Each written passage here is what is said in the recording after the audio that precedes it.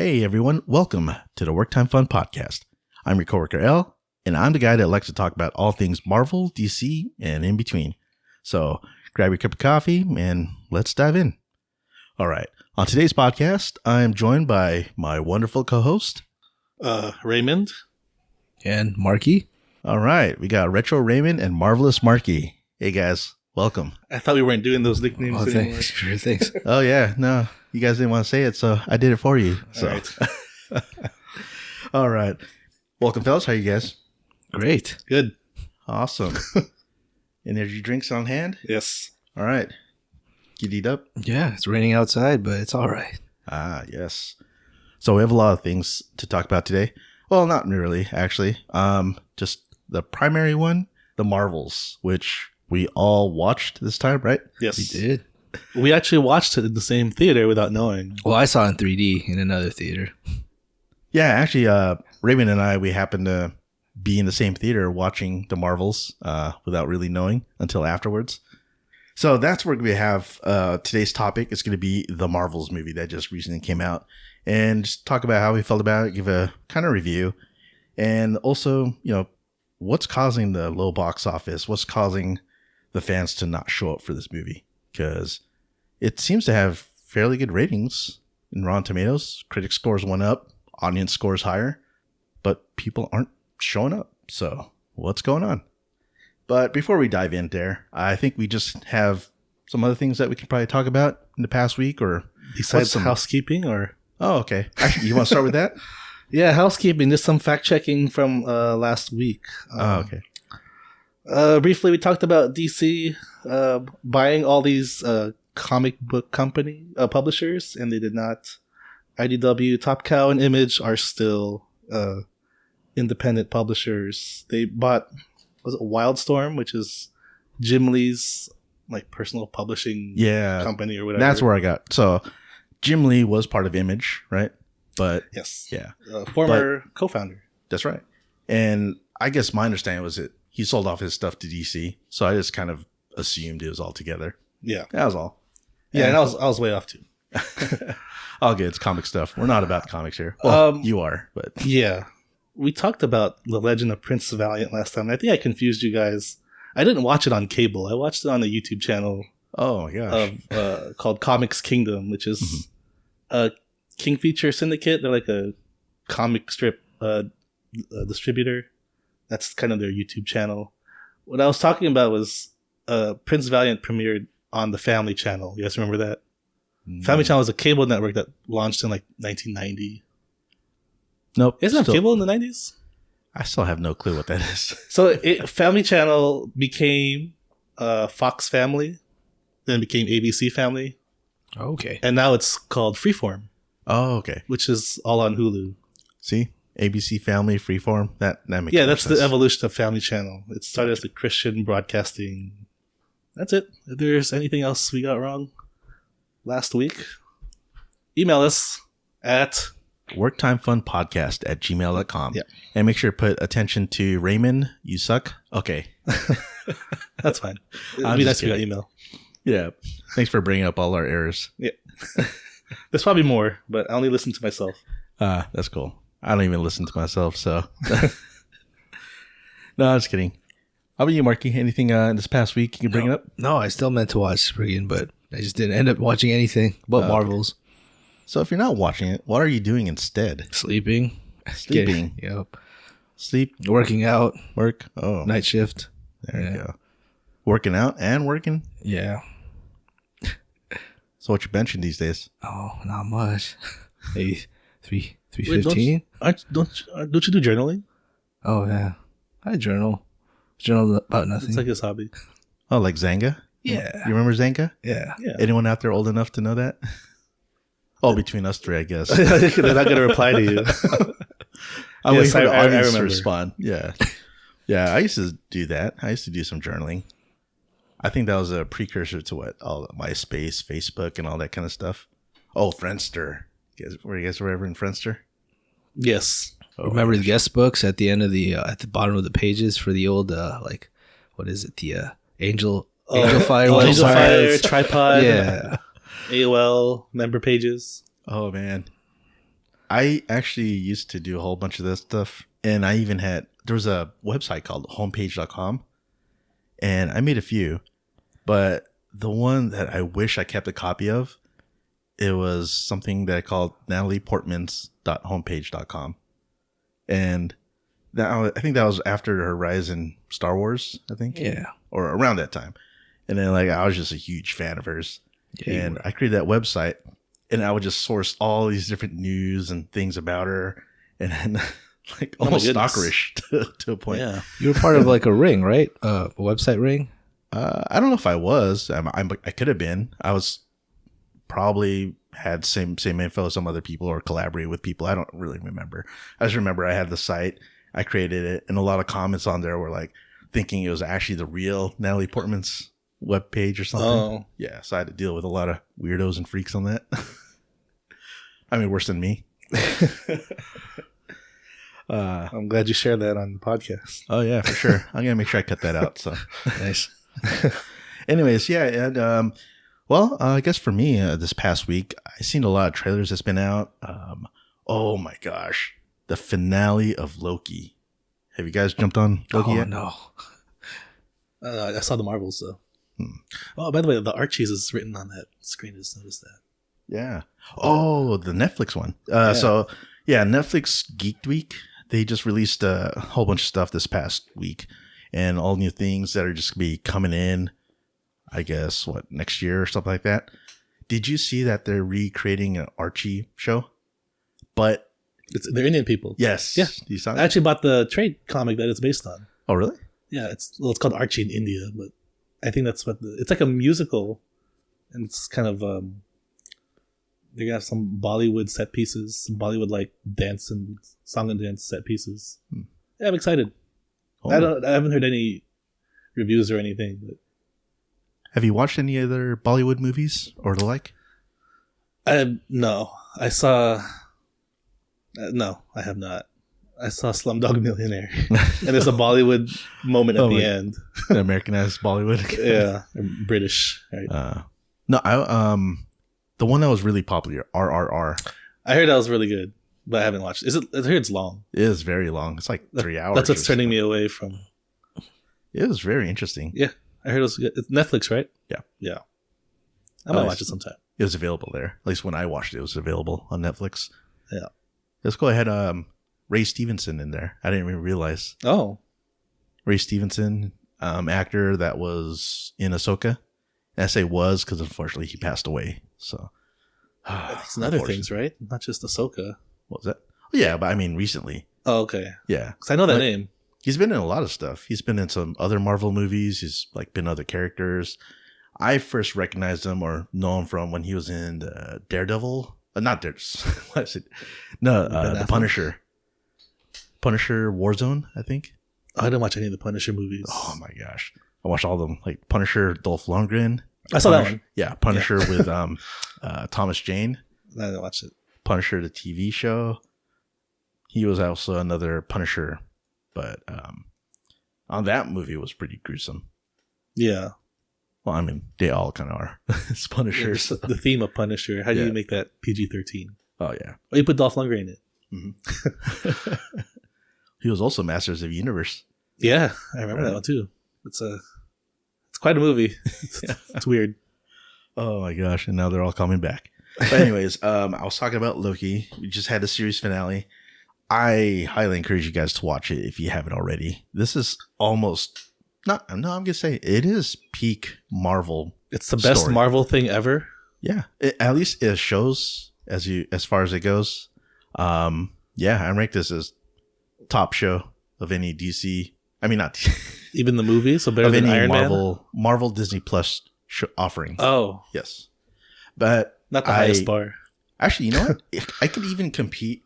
It could compete with the movies because it was a hell of a lot better than Ant-Man Quantumania. It was a hell of a lot better than Thor: Love and Thunder. And some might even say it's got a better story than the Marvels, which we're going to be talking about today. So those weren't good movies, though. The Thor: Love and Thunder. And you're saying it was a good movie or not good movie? Those weren't very good MCU movies. Did you watch it? Both of them, yeah. Okay. Oh, no, I'm sorry. Not Quantumania. I saw Thor: Love and Thunder. Okay. Yeah. Did you like Thor: Love and Thunder? No. Oh, okay. I thought it was okay. Kind of a little over the top with the comedy or Too hilarity. self-indulgent. The director Uh, kind of like they didn't rein him in. you don't like the screaming goats? Oh, that's right. That was in there. I actually, I kept that as a ringtone for like one of my, my forgot that coworkers. was- Yeah. I think I still have it. But anyways, yeah. So Loki series, I'd Go ahead. say it's way, way up there as far as storytelling, and with the implications that it has for the finale. I mean, it just kind of blows the whole multiverse story. Like, I don't know, mind blowing. That's all I could say. Without having to really relate to the movies, the writers of the Loki show just totally made it so it becomes like a viable thing that they can use. Honestly, Loki can come back in some way or form, even though the finale kind of made it seem like that was the end of his story and the end of this character of Loki. But I think there's more, because I know he died in what, Endgame? Didn't he in the beginning of Infinity War? Right. Okay, one of those. I forgot which one. But anyways, died right in the beginning. So that version of Loki, the one that we've known throughout time, is all gone. Then the new version, which is apparently a variant in the Loki series, but he still goes through the same kind of character development, transformation from like how he used to be to, Like his arc? yeah, like his character arc. He used to be this guy that was just all about himself and just like wanting power or wanting to be the ruler, the king, having a throne, to becoming selfless at the end of the Loki season finale. Oh, he becomes a good guy? In a way, yes, arguably. Well, this version in the Loki series, he didn't see his mom die from like the Thor. Not in person, but in the TVA, the place where he ends up at, they show a kind of like video summary of his life. This is a Loki variant that was from the first Avengers movie when he gets captured at the end, and the Avengers are gonna give him back to Thor. So he hasn't experienced all those things that happen afterwards. Right. But then this variant gets to see all that in like kind of movie film strip, like his life flash before his eyes. He sees all the alternate versions of Loki's lives. Not the alternate, but basically what happened in the MCU version. Okay. Our MCU 616 version of what we've grown to see throughout all the different movies and stuff. He's not exactly fully there to be the same thing, but throughout the show, he ends up being like the same version. Well, that's 2 seasons. That's a lot of TV. So a lot of great TV. You have to start from episode 1, like season 1, episode 1. I mean, it would help because even the writers and directors themselves, they said they've always planned it as a 2-season arc. Okay. Part 1, season 1, that's book 1. Part 2, season 2, obviously part 2, and that's the end. So you got the beginning, then you got the end. So they've always planned it that way. Okay. It would just have to be like a long holiday. Which is coming up. So. Oh, okay. We'll see. Yeah, we'll see. Just ask your wife about it. All right. So we got that out of the way. I think we're ready to move on to our main topic. So, Marqui, the Marvels. You're the one that recently saw it, compared to us two at least. And I guess we just want to hear some of your take. I mean, actually, what's a brief rundown? Can you guys want to give a brief rundown about the Marvels? Oh, man. It's kind of fuzzy in my head. We're recording on a Wednesday. I saw it on a Friday. I saw it yesterday, but it's I'm not gonna lie, I fell in and out of sleep. Oh man, I watched it right after work. So I'll say, that alludes to how he thought of the movie. Maybe there will be some discourse here. Okay. Well, let's just start off with spoilers warning, obviously, for the whole movie, because we've all seen it. And if you haven't seen it, stop now, like the video first, watch the movie, come back, listen, and go. So, overall thoughts, I mean, we don't have to summarize it. We're going to assume everybody watched it, and we're just going to share our thoughts, feelings about it. Yeah, we can just read the IMDb summary real quick. Okay. Afterward. Afterwards. Okay. Well, Yeah. Overall, I saw it in 3D, and I thought it was, for the effects that were in the movie, I thought it was I thought that part of it was entertaining. The movie itself was pretty boring. So the story, oh wait, hold on. Boring in what sense? Because I thought it was pretty fast paced, but you said you thought the story was boring. Yeah, I mean, I was falling in and out of sleep. There wasn't enough to keep me awake, as far as that's concerned. The antagonist was very forgettable. She was just another a weaker version. Darben. Darben. Yeah, yes. Darben. She was she was just another Ronan the Accuser, but way budget version of him. I don't know if that was the same weapon that he had. I think so. Yes, it was like some universal weapon. Yeah, yes. That was it. And she was just doing it because as a revenge, she was like, I guess, getting all the resources from other planets. She just wanted the other. I don't know. It was just another like the cuff that Miss Marvel had in hers. She actually was trying to collect both of them, but she was able to acquire one of them. Quantum bands. Yeah. Other than that, it seemed pretty generic for what she wanted. It wasn't like any like well thought out like villain or anything like that. And yeah, as far as that, you have any positives? Positives. I thought the group worked together pretty well.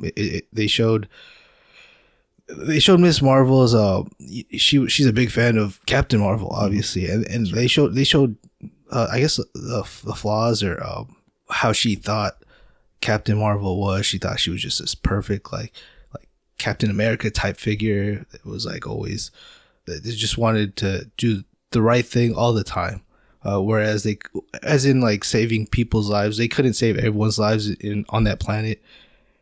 You're talking about the Skrulls, right? The Skrulls, right? Yeah, the Skrulls that are on planet Tarksen. Yeah. So as far as like character development on Miss Marvel's part, I thought that was a very good positive for her.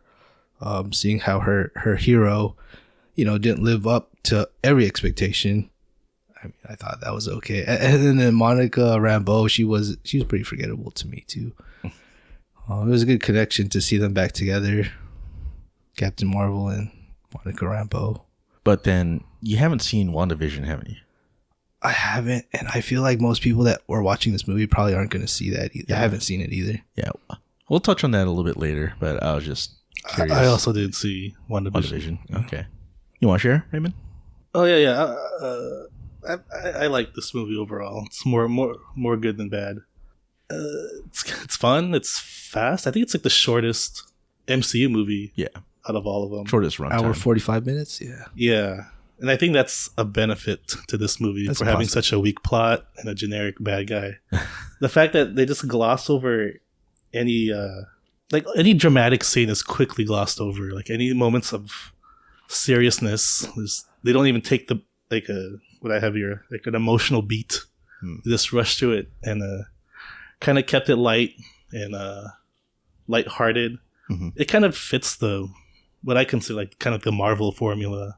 All MCU movies have kind of like the same feel, same tone, and it just kind of follows that pattern. Yeah, it kind of lies in or leans into their more comedic side, right, or more lighthearted side. Yeah, and Marvel, I think they're known for whenever things get serious, they have to break it with like a quip or something witty to break the drama. They don't want to linger on these sad moments for too long. I think the Marvels does that. I think I read this is like the 33rd MCU movie, so like this would be like in my top 16. It's like average plus one. So I lean positive for this overall. Okay, and I guess I can go with what I thought. I guess there's no one else. What's that? There's no one else. The last one. Oh yeah. No, I guess for me, generally positive. I mean, I could start with some negatives. Yes, I thought the main antagonist, Darben, pretty weak. There was really not much to her. She's basically a mini Ronan the Accuser. She's the B grade Ronan the Accuser. The motivation doesn't really seem to be there. And we're told the motivation. She wants to fix Hala, her home planet. She wants to do right by her people. But when she was given the circumstances to do that, to do some of those things, she still had a vengeful, she still wanted to enact revenge on Captain Marvel, or at least anyone that was with her. Because just the mere fact, like in the beginning when she was with talking with the Skrulls and or Dar-Ben and the Skrull people on the Tarxan planet, they were like, okay, hey, let's talk about having a peace treaty or whatever. We get it. We know it's like being refugees on the planet. But then as soon as Captain Marvel shows up, she's all like, oh, hell no, I'm going to doom you people to hell. You know, and that's when she used the power of the what's it called? The quantum band and universal weapon in order to open up that jump portal, whatever. I didn't get it at first. I was like, why? What the hell's going on? I knew stuff was getting sucked up into the portal. Did you guys understand the portal in the beginning? Like what it was doing? Eventually, I get what was going on. Yeah. You saw it transferring to the other planet. Yeah. Yeah. So I saw stuff sucking up into the planet, but I thought it was more of like, okay, it's just being, the planet was getting destroyed or something. That's my original thought. I didn't really get that. It was like, oh, you know, the air was getting sucked out so that it could be sent to Hala, the planet. That didn't click to me until like later on in the movie. But anyways, Dar-Ben. I mean, I had hoped that they could have done a little bit more with her character. I mean, explain more or just, I don't know, because it kind of falls into the whole, you know, Marvel has a weak villain kind of trope throughout all the different movies and shows.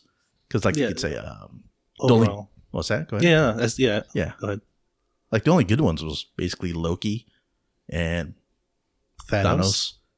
I mean, you could kind of argue a little bit for Killmonger for Black Panther, but then he only exists for one movie and then he's dead. Baron Nemo.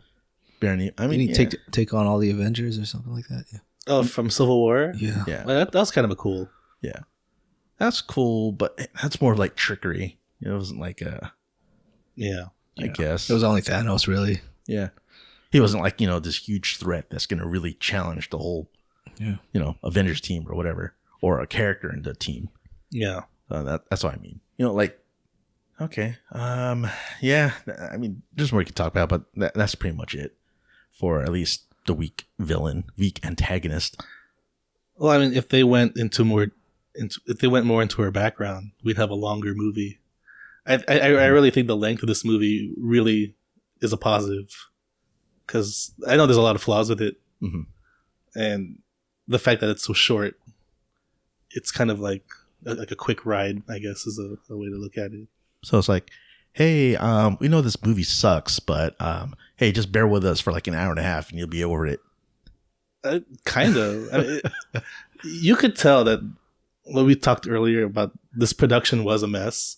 You can tell in the beginning, like it felt kind of messy, right? Like even the editing seemed weird. Like the scenes felt kind of scrambled in the beginning. Like it was kind of trying to find its footing. Do you guys have the same feeling? Like which part in the beginning do you mean? Like we're like on Nick Fury's like Saber space station. Yeah, and then you have they're switching places. And are you talking about the switching? That I love that stuff. No, that's fine. But like we don't know where people quite are. We're kind of mixed. Monica Rambeau is kind of in the space station with him. We don't see where they switch out, or I feel like there's a lot of story that they cut out to kind of shorten this movie. Yeah, they just talked about it really quick. Yeah, and they explain they really gloss over it really quick about our powers. They make a switch. Yeah, they wanted to get this movie going.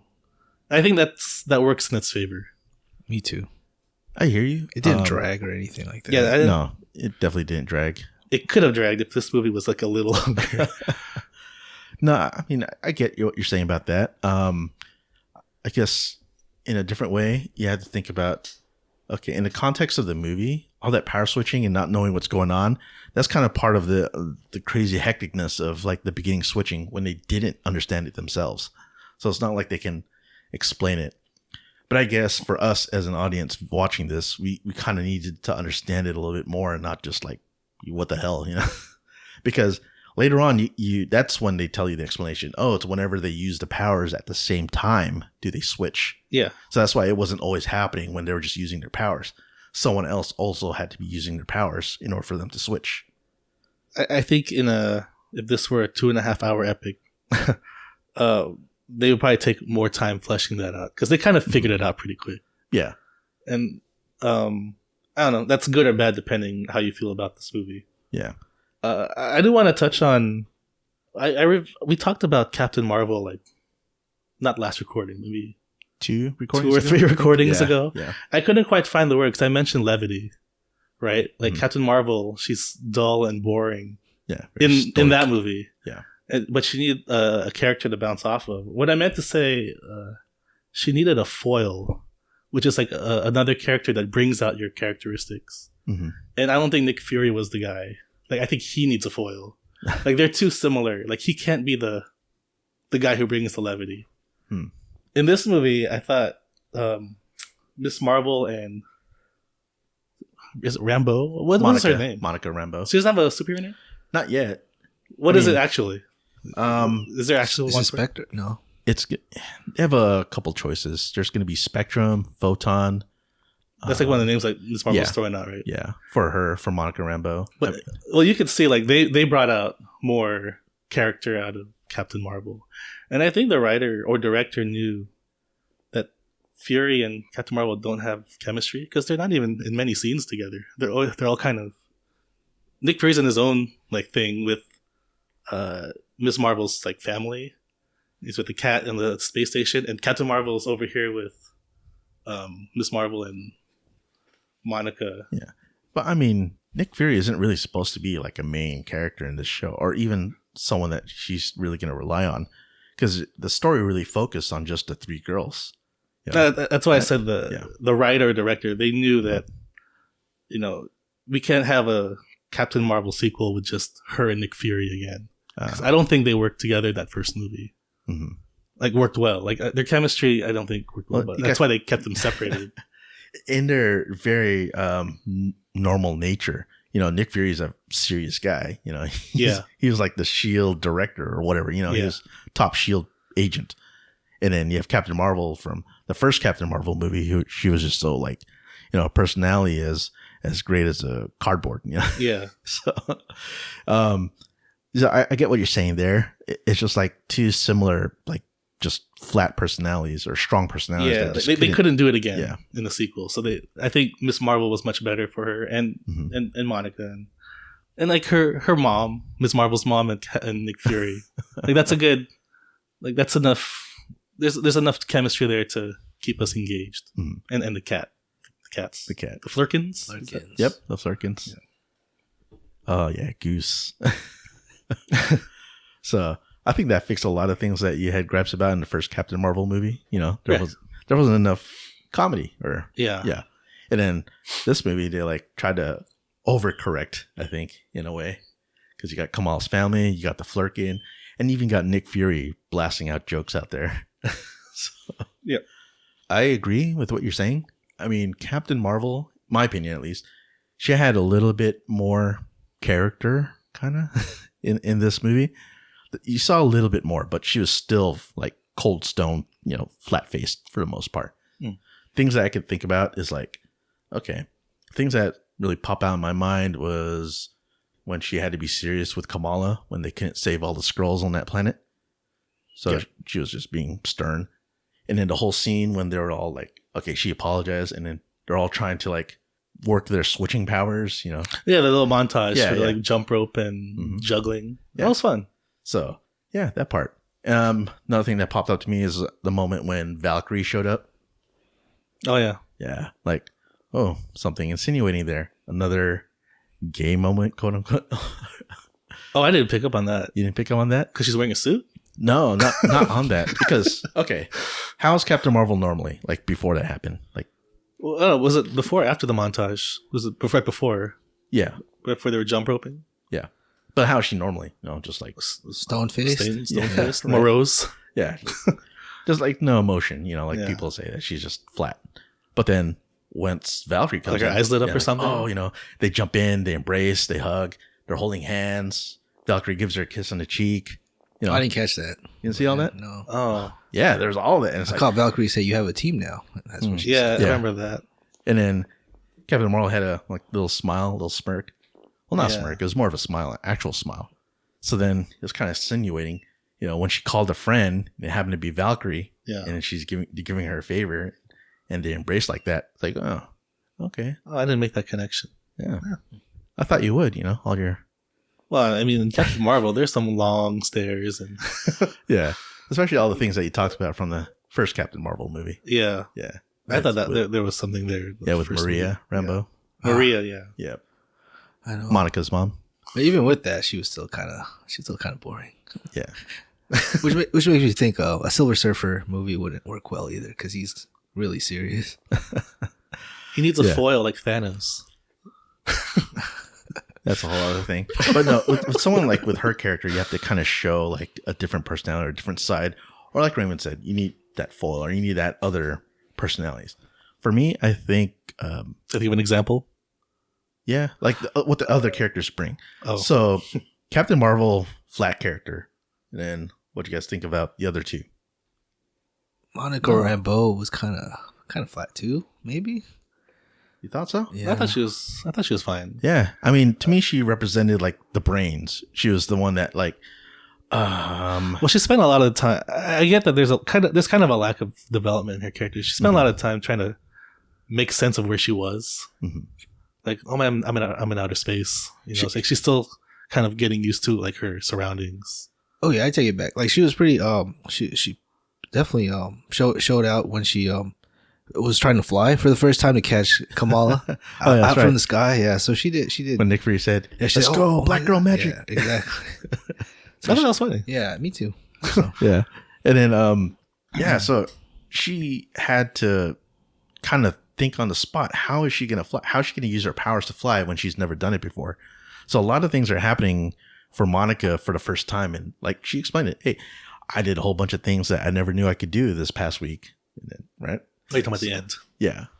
For Monica. So then I think it was just more of like she was also discovering herself. So that's why it probably didn't come off as like she knew everything or her character seemed well developed because she was kind of discovering herself, her powers also, and like just being confused at the same time, like how we are confused about her. And I think that kind of probably maybe rubbed off on us as like, okay, we don't really know what to do with her besides have her in there. I don't know.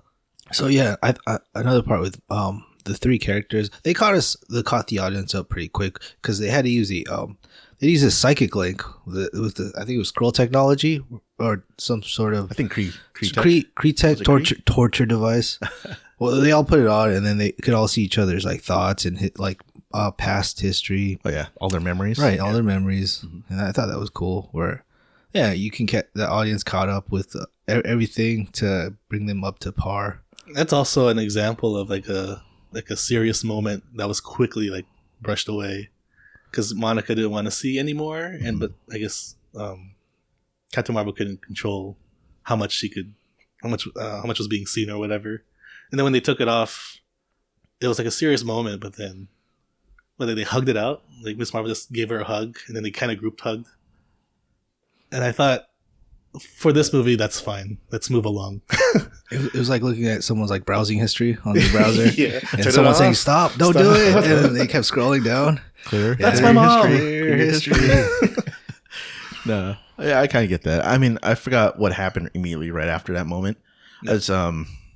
But regardless, I think they kind of handled that whole situation with Monica still, feeling, I guess, basically abandoned by Captain Marvel. Like they didn't really have Monica express it enough, I'd say, because we're left, she kind of, it's like tossing and turning and how she feels about it. Yeah. And then we didn't really get a good gauge on like, how is it? And on top of that, we didn't really get a good resolution to it besides, they got over it, Yeah. I think, I don't know, for some reason, I kind of don't want to delve into it. Mm-hmm. Like, let's just move the plot along. So you thought that was pretty smart of them to do that? Yeah, because I think the focus of this was for the more lighthearted moments. Mm-hmm. Like, let's go to the planet of singing people. Aladna. What's it called? It's called Aladna. Planet Aladna. Sounds like Aladdin. That's intentional. I forgot what they were saying before. I almost thought I heard something else until I saw the planet name. Yeah. The singing planet. Yeah, I know that seems probably divisive, but I thought the scene was a lot of fun. Like, and I wish that movie was more adventurous. Like, I wish they went to more worlds, like following, like wherever this person was going to strike next, this Darben. But she only attacked two planets, and then we went back to. So kind of make it like Guardians of the Galaxy, where they just jump everywhere. Yeah, with those three. I kind of get you. I mean, it was kind of crossing the lines. Like, okay, it is a space-based movie, so they have that capability instead of just being Earthbound. Yeah. But then I think that would be a little bit too much, and it would cause for even longer movie. Oh yeah, I know. Yeah, right. Yeah.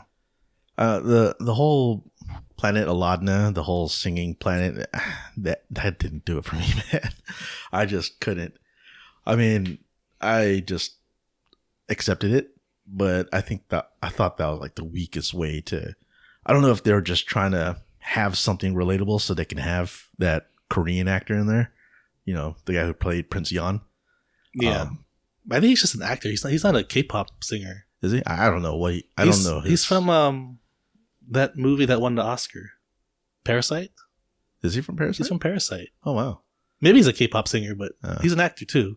I think I heard, yeah. I know he's a popular actor in Korea. So I think that's the best part of the movie, because I thought, like, this is the movie being silly and not taking itself seriously. And I think it does show the most character. It does show Captain Marvel differently. Like, this is her chance to be more relatable, because she's so she's like the least stone faced in this moment. Oh yeah, right. Yeah. She puts on the dress. She's like, oh, by the way, I'm married to this guy. She has her for Sailor legal Moon reasons. Moments. The Sailor Moon, like sparkle and her. I wish she was communicating to him by song. I don't know if she was. Yeah, she was during the whole dancing routine. Right, she was singing. She was but like, then they changed to was attacking, or I don't know. That's me trying to sing. I thought that was. But then she started speaking. Yeah, I wish they could have kept going. Like, sing this whole thing. And no, that was good enough for me. That enough. Already had enough of them singing the whole time they're walking through that village or entryway. Yeah, so she stopped singing, and then he stopped singing, and then they explained like, "Oh, I'm multilingual." He's bilingual. Yeah, yeah. I just remember seeing Monica with 2 cups or 2 glasses of drinks in her hands. She's double fisting. I want to do that right now. That's right. They were both drinking, and they were like interrupted or something. No, just while they were watching her dance and stuff. That whole whatever. No, and just their reaction. Like, what the hell is going on? Mm-hmm. Yeah. I don't know. That whole planet, I get it. But then again, I don't agree with it. So take that as you will. I don't know if there's any other way they could have done it. I mean, sure they could. But would it have been more meaningful? Could it have been more impactful?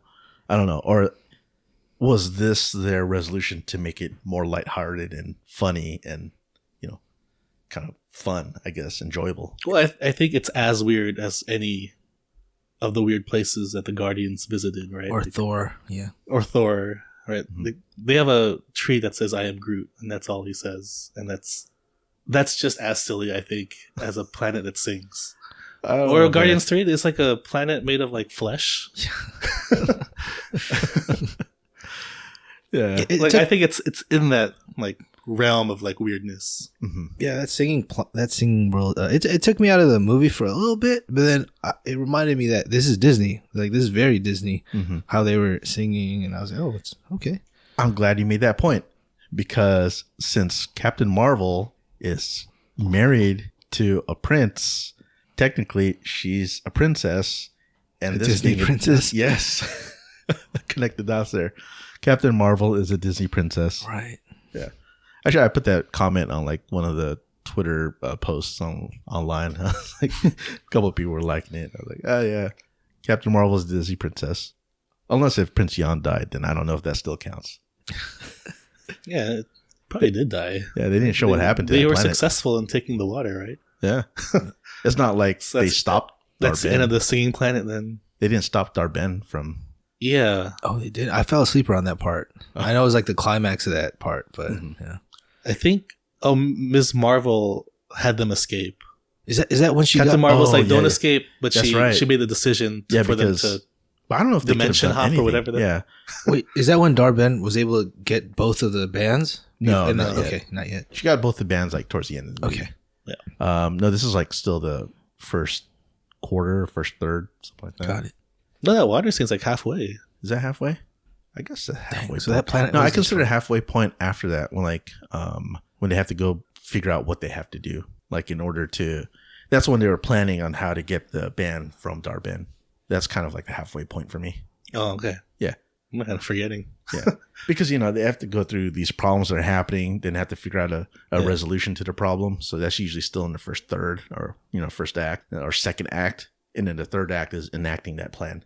I just forgot what happened after the water planet. Yeah, exactly.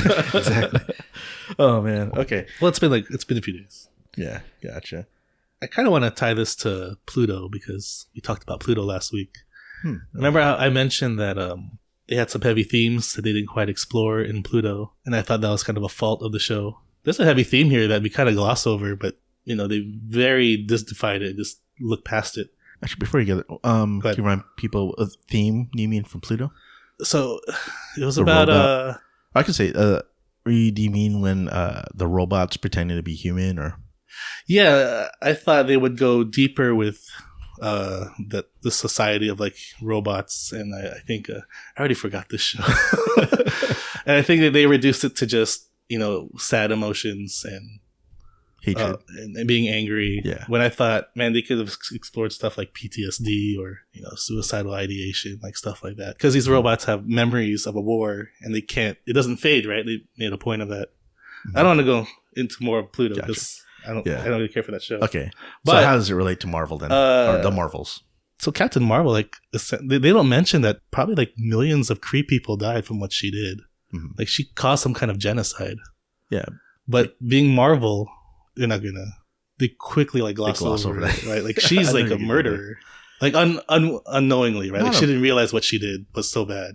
she didn't straight up well, That was her guilt, right? In the movie, that was her guilt because, well, it's not directly. Well, I mean, she took out their son. She took out their water supply. no, she didn't take it out. Well, what she did caused this chain reaction. Yes. So what she did from the first movie, Captain Marvel, is that she went back to destroy the Supreme Intelligence, or whatever you call it. I forgot about an AI in that movie. Yeah. I just saw that movie. The AI with Annette Bening as the Right. the physical embodiment of the AI, or representation of it. So after the whole thing of Captain Marvel movie, then she went back to destroy it, thinking that she would free the Kree people from this AI that was kind of just ruling over them and lying to them about different things, like her own backstory. I mean, that's why her nickname is the Annihilator. The Annihilator. It's implied that she killed a lot of people unknowingly. Like I know she didn't mean for that chain reaction. The Annihilator, because she destroyed the Supreme Intelligence, which all the Kree were like relying on to govern them, basically. Yeah. And then since they didn't have that anymore, that caused a Kree civil war, which they kind of didn't really explain, but they kind of talked about lightly. And what also they didn't explain was that Dar-Ben was the one to actually, I guess, take control. She became the supreme leader, or whatever you call it. Like their planet was dying. Yeah. And then from whatever they did from the Civil War caused that the sun to be dying. So that's what it was. Yeah, all you gotta do is fly through it and you reignite the sun. I know. So simple. Oh my gosh. One of my friends that he could not let that go. He's all like, why didn't you think about it before? Why couldn't Captain Marvel just do it? That was so. That's why this movie is short, because we don't want to think about those things. Yeah.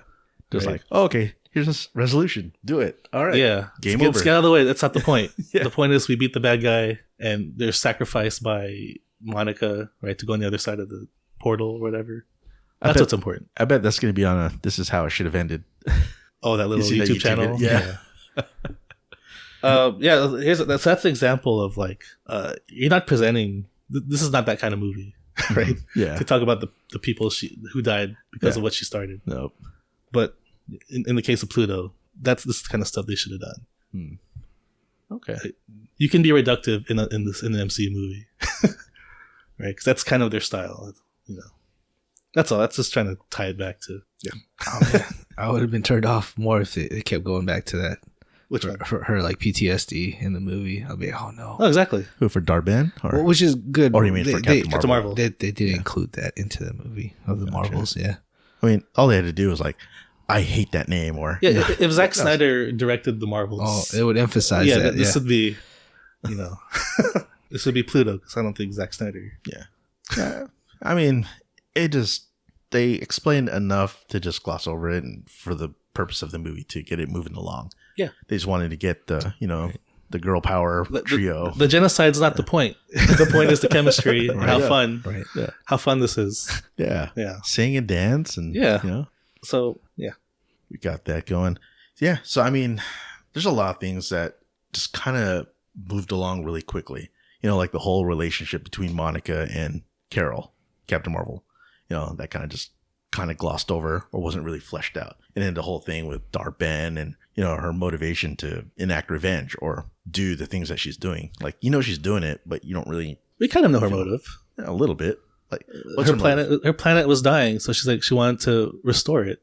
Mm-hmm. So she had to steal the resources. She felt that was the answer. Sure. And also, there's this extreme hate for the Annihilator, the person who was the catalyst for her planet dying. Yeah, that's enough. I don't care anymore. Move it along. And that's what made the weak villain. I mean, the weak antagonist. There wasn't much. I agree. She's pretty generic. Mm-hmm. Yeah, I don't disagree with that. Okay. Yeah. Marquis, any thoughts on that? Yeah, they also used it to. They used this movie to tie in alternate universe and X-Men to get it into the X-Men universe. So we're talking about the. Yeah, I was going to get into that later. Oh, okay. Yeah. Okay. Never mind. Oh. Yeah. Let's talk about the X-Men. Yeah. I mean, well, I guess we might as well. We just jumped in. So, okay, we got the rest of the movie. Then you got Monica, who has to, I guess, power up into her, what did you call it? What is it? Oh. Someone told me, like, Monica, she got DBZ term, Dragon Ball Z term. Oh, is Super Saiyan? No. Ultra Instinct? Ultra Instinct. Right. Yeah. Okay.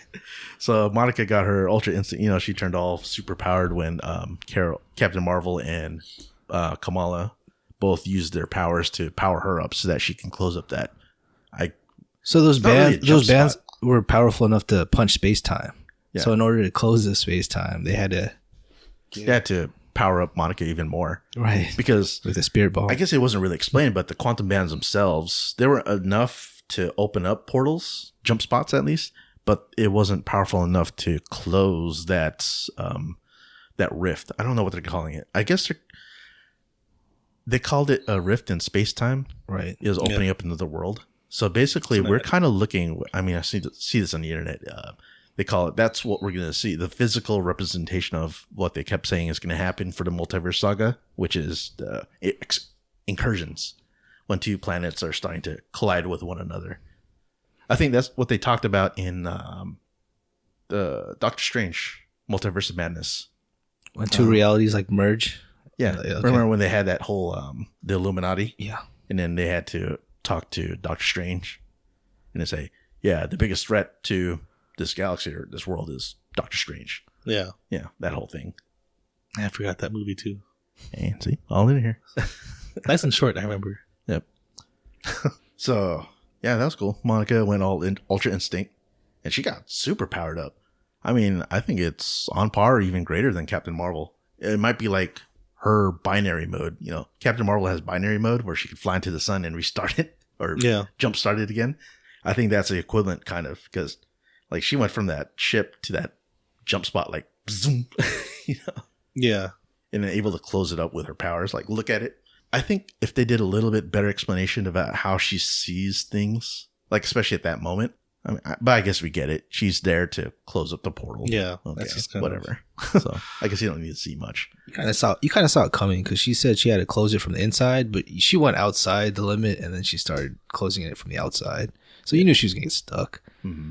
And then she said a little thing at the end. I kind of had to re-listen. And basically she said she always knew that she would have to stay. And then she just closed it up. Exactly. Just as Captain Marvel was no. She probably could have flown faster. She's ultra powerful. Probably. It was pretty quick though. And based on that distance, it seemed pretty far. I mean, she flew that sun in a second. I think that was just sped up for time's sake. It was right at the end of the Let's just fast forward. Let's move it along. Yeah, they just moved it along. I mean, it's a quick movie. Okay. So now we get to that point where what Marky was talking about, the whole X-Men scene. Oh, the Flurkins? Oh, Cats musical. Are we going to get to... I thought we were going to get... Okay. No, I'm just kidding. I like that scene. That's all. Okay. What about the Flurkins? No, the scene where they have to eat the people to save space. Clever. I thought that was funny. yeah. And it's like played to like a Barbra Streisand song. Was it what?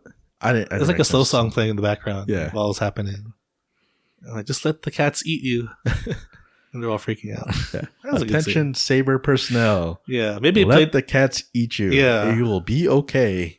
You see them freaking out and running and trying to escape. Yeah, I thought that was kind of funny. A little lighthearted. Kamala was trying to trap everyone so they wouldn't run away. Use a Paris. Block them. Oh, sorry, guys. I like, but Samuel Jackson and her family don't need to be. They get a pass. They get a pass. I'm Nick Fury. I'm not getting in there. Yeah, I can't believe a lot of them went back to work after that. I would be like, hell no. Here's my one they notice. That was also funny too when they're being spat out. Yeah. When they all made it back to Earth. Or you can do the post credit if you want. No, go ahead. Oh, you brought it up? Yeah. Oh, it's kind of vague, but let's see here. Okay, so I guess Monica wakes up in a hospital and she's being treated. Mm-hmm. And then I guess she sees her mom. Well, what she thinks was her mom from her era. And it turns out that her mom is actually saved her, but her mom has superpowers and she's like a superhero in this alternate universe. And Beast comes out as the doctor, saying that, "Oh, I don't have the names or anything like that." It's Beast. No, for the actual mom. Binary. Well, okay, yeah. Binary. Oh, she's binary, and that's an actual hero from the comics too. Right? Okay. I didn't know that. Yeah, and then you can. And you can see how they sped that along too. Like she sees her mom alive, and she's crying, but she quickly recovers. Like, yeah, that's true. we don't care. We want to see you realize you're in like an X mansion. Monica's smart. She understands what's Yeah, going like, on. I get it now. No need for emotions. Yep. Like, she says, shit. Yeah. That's what she says at the end. That's true. Yeah. Okay. Yeah. So like that whole scene at the end when Monica closes up the portal and, end credits, then you see her waking up and she's like, what the hell's going on? Where am I? And then I think it's more of relief that she's alive and she's just somewhere, or maybe she thought she made it back. And especially when she turns and sees the woman next to her who happens to be her mom, Maria Rambeau. But with a little twist, as soon as she gets up and then you see Beast, it's like, oh crap. Okay. We know that we're in an X-Men type universe here because they don't exist in our known MCU universe. And also, it's Beast because he also says, okay, we got to go talk to Charles. Obviously, who's Charles Xavier. And then when he leaves and then Maria Rambeau takes off her little coat thing, or, I don't know if it was a towel, coat, whatever. And you see her in a freaking, like, whatever suit, superpower suit she has, basically. And also she had bangles, too. I don't know if they were the quantum bands. They probably were. She had gold quantum bands. And then I remember Beast calling her Binary. Binary is basically what Maria Rambeau's, I guess, her superhero name in that universe. Yeah. It's also the mode that Captain Marvel in our universe gets into when she's all Super Saiyan. That's binary mode. I didn't know that. So I don't know if it alludes to that this version, Maria Rambeau superhero version is like even more powerful. She's like the Captain Marvel of their universe. But basically it's just that. And also because, she's like, who are you to Monica? So obviously she doesn't have a kid or she doesn't have Monica as her kid. So whole different world. And then Monica's like, shit. So I think, that quick realization. Were you guys pretty hyped about that scene? No, not really. No, I kind of was. I mean, I saw some spoilers online. Mostly that she saw her mom. That scene was spoiled for me on the internet. Oh, you got spoiled on it? That's why you were. Okay. Yeah, I thought it was a trailer or a teaser. Oh, no. Or someone lied to me on Reddit. Great. Or lied to whoever. I mean, I felt for Monica because she was totally far away from home. Yeah, but. I thought that was really good acting from her because she was like, Mom! She had like all that emotion spent up because, she didn't even see her mom die because, wait, you guys didn't see WandaVision. No, did they show it in, where did they show it? In WandaVision, Monica wakes up. She was blipped. So she was gone for 5 years. Oh, they talked about it. Yeah. They talked about it in the Marvels movie, right? Yeah. They showed it. Oh, yeah. During the whole like Kree, like brain thing. Browser history. Yeah. And then, her mom died. Maria died during that time. And so in WandaVision, you see that unfold when she undusts, she comes back. And then she's like frantic looking for her mom, but her mom's gone because obviously, she passed away during the blip. And then Monica blipped, but came back. And so she lost that whole thing. So for her to wake up and see her mom again, like, holy crap, Yeah, but only for a few seconds. Yeah. And it's like, oh wait. But for that moment in time, there's a lot of emotion there. So a lot more than we saw like during the rest of the movie, I'd say. Yeah, like I said, we don't want to dwell on those kinds of things for this kind of movie. It would just take away from the tone, I guess. But then, in response to if I'm hyped, hell yeah, I'm hyped. Like, I didn't expect to see any X-Men characters that soon. I mean, aside from Professor X from the Multiverse of Madness, that was like, okay, whatever. Or, I mean, Reed Richards too, Fantastic Four, John Krasinski version. I don't know if we're going to see Professor X. Patrick Stewart is so old. He is. It'll be a different actor if they do, right? Yeah. They could do the other Professor X? The crappy lesser X-Men? Yeah, that's right. What's his name? Oh, I don't remember.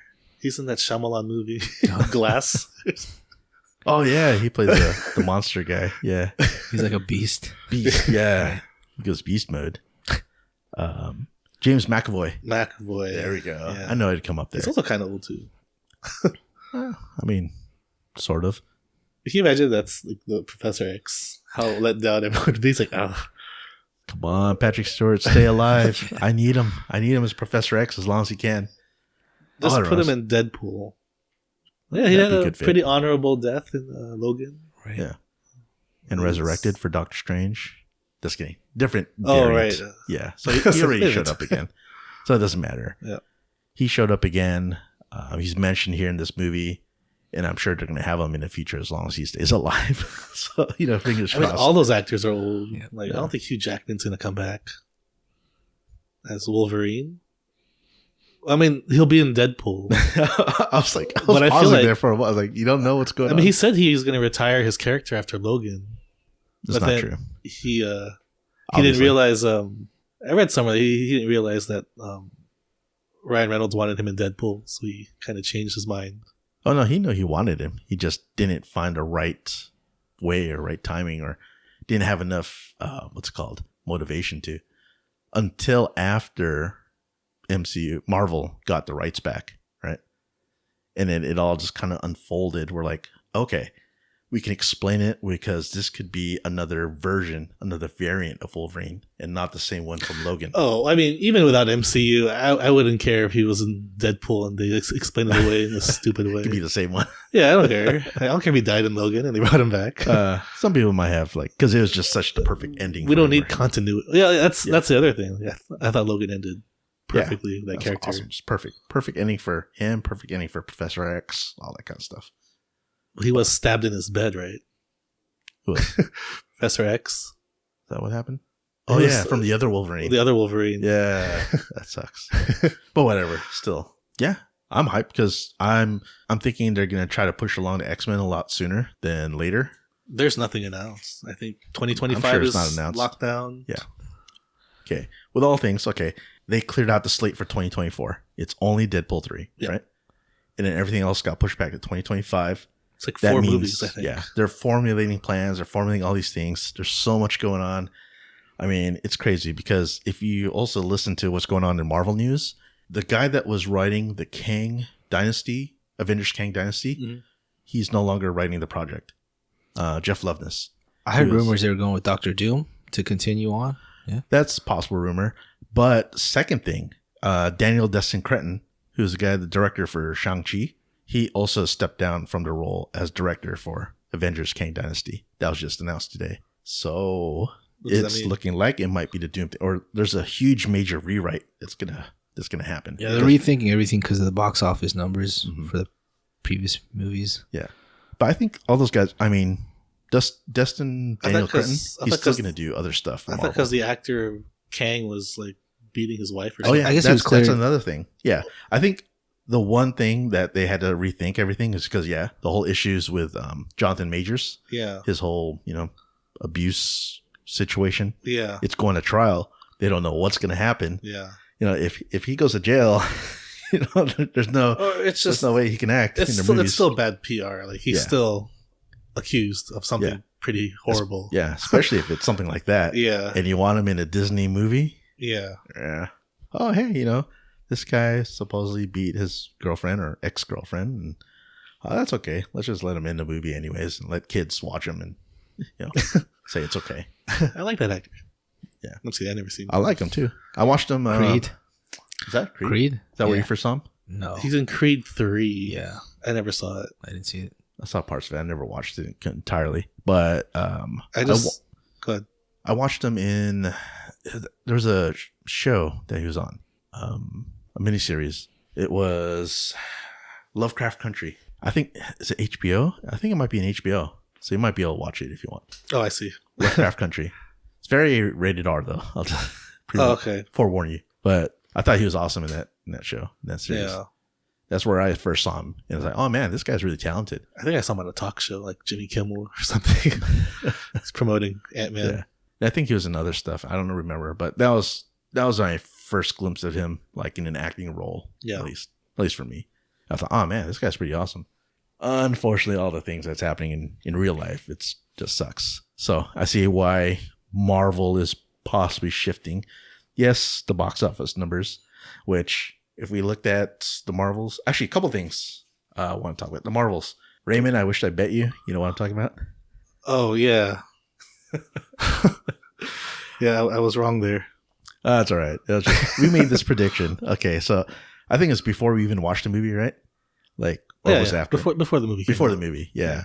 Okay, so critics' scores for the Marvels was kind of like hovering around 40, 50, or maybe got to 60. I don't remember. I didn't know any reviews were out yet. Were Okay. they? Maybe some early Or reviews. maybe it might have been early or before. Like there wasn't hardly any. And then he's all like, "Yeah, it's gonna tank, and audience score is gonna tank too." Then I'm like, "Oh no, I think audience score is gonna be higher than critic scores." And then sure enough, I think right now it's 60 something for critics and 80% for audience. Yeah, or around there, something around there. I thought the toxicity surrounding a movie with starring 3 women would tank the audience score. Yeah, that's only for stuff like She-Hulk. I think in a way it kind of is because box office numbers kind of prove that it didn't really perform well in its opening weekend. Which one? The Marvels. Oh, Yeah, it's only around 40 million. yeah, it's total fatigue. Ooh, this can be a topic for a later discussion, I hear. Are you guys taking bets on that too? No. There's one bet I want to They take. cleared the slate for next year, so Yeah. there's a reason. I think they want to let this take a breather and recalibrate or something. So you think, does the ratings matter for the box office? Or do you think something else going? Yeah, well, you said fatigue. Yeah, So, yeah, it's total fatigue. I don't think a lot of people watch the TV shows. Yeah. So the fact that you need some kind of primer to the movie. to watch the Marvels, I think that was a bad move. Did you really need to watch all the previous shows and movies in order to understand this one? I think it would have helped, but no, I think people are just tired of superheroes. I think there's too much. Like I said, there's I think there were 7 movies this year between Marvel and DC just in 2023 alone. We still have one more. There's a lot of movies also that aren't performing well, but they aren't being mentioned. But I guess in the caliber of Marvel, there's an expectation to be met. Yeah. There needs to be another blockbuster hit in order to be successful, quote unquote. I'm sure the budgets for these movies aren't like mid-level budgets. Yeah, that's true. They have to be hits. Marvel, the Marvels was around 200 million, I believe, just to make the movie. Yeah. Plus whatever they spent on. Well, I take that back because they couldn't really market because of the whole strike. So that's another thing against them. They couldn't do anything until literally days before release. That's kind of why I thought they should have delayed the movie.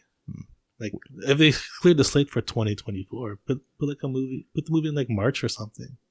Pushed it in. Give them time to promote. I still think it would not have performed well. Yeah. Possibly. I have another prediction. I predict that this weekend is going to see the Marvels reach about the same as their opening. So another 40 million for the week. I think it's going to match its opening weekend. I think so. If not better. I don't know is there enough positive buzz surrounding this movie? Like people are kind of mid. Yes and no. Right? I think the biggest thing I see is that a lot of people are being positive and trying to reverse all the negativity against it. So there are a lot more people are pushing like, hey, don't all this negativity talk like persuade you from watching this movie. You know, give it a chance, see it for yourself, and form your opinion. And so there's a lot of top talk discussion, whatever, Twitter or whatever you want to say, saying like, okay, give it a shot, give it a chance, and form your own opinion. So that's why I think there's going to be a little bit more people that are going to watch it. So I think it's still not going to be great, but it's still going to be at about the same. So about 40 million again. Only in the fact that I think that there is some positive buzz about having audience members just go and watch it think for themselves and then let the negative naysayers just prove them wrong in a kind of way. So yeah, and I think it's really rare for a movie's second weekend to be better or equal its first. Yeah, I highly agree. I think this might be the exception though, but I don't know. I can be proven wrong. Well, it's opening against Napoleon. Well, not opening. It'll be second weekend. Then we have Napoleon and Hunger Games. Oh yeah, Hunger Games. Freaking A. Great book. Those movies. Like that's those? great. First movie I thought was really good. Have you ever watched Battle Royale? Yeah. Okay. I think completely. Which came first, the book or that movie? Battle Royale was like 2000 or 99. I think it was. I feel like it was inspired by I think Battle Royale was probably first. It has to be. I mean, well, I never knew of the books. I only knew of Hunger Games, the movies when they came out. So I knew nothing of the books. That was like 2010s. So maybe. Possibly. Probably inspired by Battle Royale. Yeah, I remember that movie. Yeah. See, ever since Battle Royale, I'm like just every other imitation, I say, like Hunger Games just ruins it for me. Or like the Divergent series. Like, oh, I haven't seen that. Yeah. I don't know. So anything else like that is like, this is like G rating compared to Battle Royale, which is like the R, like hard R rating. Yeah. Yeah. So that's why. But anyways, back to the actual topic. So we've actually developed a new rating system. So we're going to do this in terms of work, a performance review. So I'm going to let the guys have a thought of, okay, we have an exceeds expectations. You know, if it movie just blew you away or whatever, meets expectations. All right, movie did pretty good. Needs improvement. Obviously, that's self-explanatory. And unacceptable. So I know a few people that would think of the Marvels as this. So, fellas, Marky, what rating would you give? I would say it met my expectations, but I didn't have high expectations for this film. So I thought, I didn't think I wasted my money watching it. I saw it in 3D again. I know I fell asleep a few times, but I was entertained. I also I wasn't thinking this was gonna be like Avengers or anything like that. So I mean, yeah, for in general, I thought it was okay. All right, and Raymond? So it's like a 4-point scale. So, however, it's not really and points. And a 2 is bad. Hmm? If I translate this to points, needs improvements at 2 out of 4. That's like bad. Oh, I mean, kind of. So I guess I'm giving this a meets expectations. Okay, or it could be a little middle ground there, like between needs improvement and. Because it kind of does. There's parts of it that does need improvement. I guess if expectations were, I just wanted a competent movie. And in general, do you feel the Marvels did that for you? Yeah. So yeah, this is a competent movie. A 3 out of 4 meets expectations. All right. See, I'm glad you brought up that point because I feel that it's a kind of in between a needs improvement and meets expectations. Because I already kind of got what I thought this movie was going to be. It met my expectation for what this movie was going to be. It was just better than Captain Marvel, include the other 2 girls, Kamala and Monica, and then have them all interact. And I already expected Darben to be a weak antagonist. I already predicted that a long time ago when we were first talking about the Marvels and us wanting to go watch it. So needs improvement? Yeah. I mean, that's all the negative naysayers. I think the whole singing planet thing did not work for me. The whole relationship between Monica and Captain Marvel, like the whole, like Monica felt abandoned from her and all that kind of stuff. It just wasn't really fleshed out well enough for me. Nick Fury being a little bit too comedic, but whatever. That didn't really matter too much for me. And I guess let's see.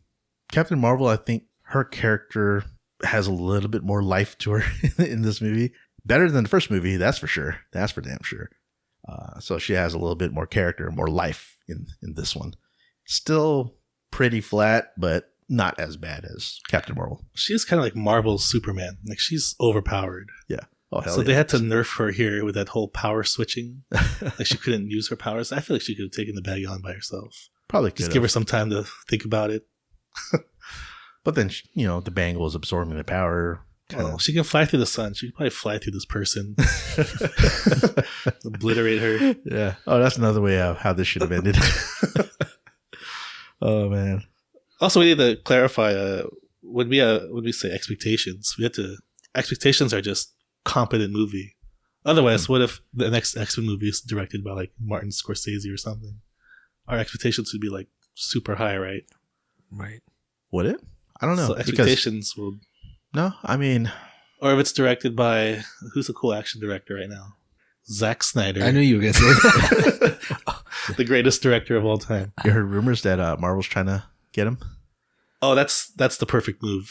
Oh my god! There's nothing I love watching that. more than Batman vs Superman. Oh my god! We can do 3 podcasts on that. Oh man! Oh my god! I'll give you my Blu-ray. You can have it. I bought him one. Oh my gosh! Yeah. Okay. Yeah. Full screen. Yeah. Well, I mean, I don't know. It all depends. See, it could be a toss-up for me. We'll save that for a DCU discussion. So. Oh, they talking about Zack Snyder? Yeah. No, it's Zack Snyder. I was just kidding. He's trash. I was being sarcastic. Oh, you were? Whoa. I thought you were being serious. Damn. I was half serious because Batman vs Superman is probably the movie I've seen the most of. Mm-hmm. Only because I hate it so much. It's like I love hate.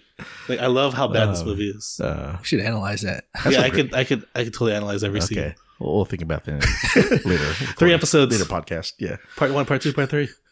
Yeah. I mean, expectations. I think it's regardless of who's involved in the movie, it's just your expectation of that movie, of that story, based on like trailers, what you saw of it, and how you thought overall. Like, did it meet your own personal expectations of like how well it should be? Like, do you expect this to be a good movie out of Marvel, or did people not came in meet with low expectations and they were probably marginally exceeded? Mm-hmm.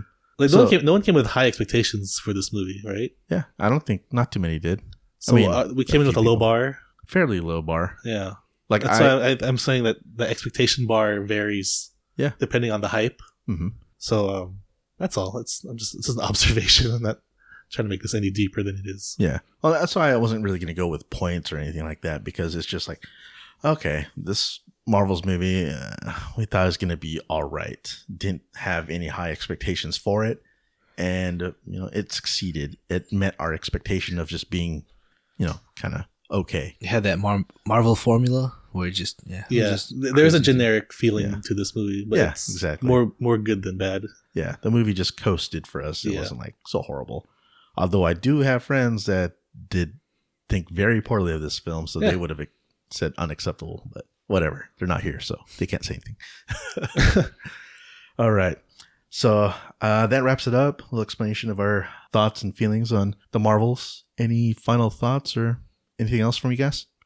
So you thought it's gonna exceed? It's gonna do better for? It's gonna at least match the box office. Yes, that's my prediction. How many you want to make a prediction? A movie never does. You guys want to make a prediction? I don't know. I think it'll do. What is it usually, like 20% less than the first week, or? I think it's gonna do half. Half? Okay. Yeah. So it's like 20 million. Of typical movie, week over week, it usually drops. I think I'm gonna go even more. I think it's gonna drop like 80%. Yeah, I think no one's gonna come out to see this movie. I don't see people feel like when I watched the movie, there was only 3 or 4 people in the theater. Mm-hmm. I can't see, and I don't hear word of mouth. Yep, like the movie wasn't great. Mm-hmm. This movie was like mind blowing. It's like, wow, that was awesome. If it exceeds expectations, then I could kind of see some kind of jump. But even like our attitude towards this movie now, like we're all kind of mid. Yeah. It's not like a must watch or anything like that. Yeah, it's a marginal recommendation. Okay, so my prediction is probably against me more so for this one. So. Yeah, unless you're seeing something like on the internet, there's like some kind of grassroots movement to make this movie succeed. Sort of. That's what gets me that feeling. But I mean, I could be dead wrong. So we'll see. We'll probably just brush on it next week when we talk about it again. All right. Anything else besides that? I got a plug. Yeah. Yeah. I want to plug my Letterboxd account. It's like a website where you sort of track the movies that you've watched and you can rate them and write reviews. I think that's all you do. I haven't really explored the website, but I created an account last year and you can follow me on Letterboxd. My username is Paid Lunch Break. It's one word, capital P, capital L, capital B. And I don't know, you can message me. Just look at my reviews. So it's like just your own personal review of movies, or? Yeah, Letterboxd is like a website where it's like a diary. It's like a way of tracking the stuff that you watch. It's like a catalog. Okay. And you got the date that you watched it, your opinions of it, and then just so you can see what people are watching or like what's popular. And yeah, letterboxd.com. Okay. LETTERBOXD. BOXD? Yeah, BOXD. Not ED? There's no ED. Okay, cool. See, I had to ask. Otherwise, I would have spelled it with an ED. Paid Lunch Break. One word. Capital PLB. All right. There you have it, folks. First ad. First plug. Yeah, first plug. My social media. I'll accept payment later. All right, folks. That pretty much wraps it up for all of us here. Thank you for listening to us. Hope you enjoyed what we had to talk about. And I hope you plan on listening again. So until next time, have a fantastic day. Hey guys, thanks for listening to our show. If you have any questions, comments, or feedback for us, we greatly appreciate that. If you can send us an email to worktimefunpodcast@gmail.com, or you can send us a message at X, formerly known as Twitter, and our handle is @worktimefunpod. Thanks again.